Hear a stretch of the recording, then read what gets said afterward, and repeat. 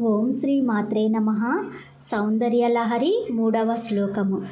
జీవితానికి కావలసినవన్నీ ఈ శ్లోకంలో ఉన్నవి. ఈ శ్లోకాన్ని జపించడం వల్ల చింతామణి మన చేతిలో ఉన్నట్టే. ఏది కోరుకుంటే అది ఇస్తుంది తల్లి. ముందుగా భావం తెలుసుకుందాము.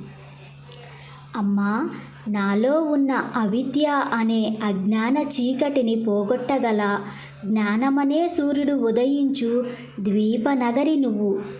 అనగా జ్ఞానమనే కాంతి స్వరూపిణివైన నీ నుంచి అజ్ఞాన చీకటిని పోగొట్టగల ఎందరో సూర్యుల ఉత్పత్తి జరుగుతున్నది.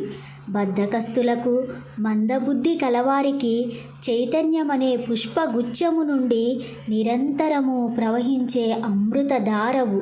దరిద్రులకు సంపదలనిచ్చే చింతామణుల మాలవు.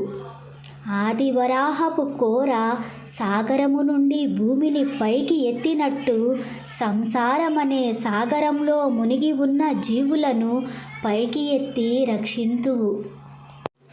అవిద్యానామంతస్తిమిరమిహిరద్వీపనగరీ జడానాం చైతన్య స్తబకమకరందశ్రుతిఝరీ దరిద్రాణాం చింతామణి గుణనికా జన్మజలధౌ నిమగ్నానాం దంష్ట్రా మురరిపువరాహస్య భవతి.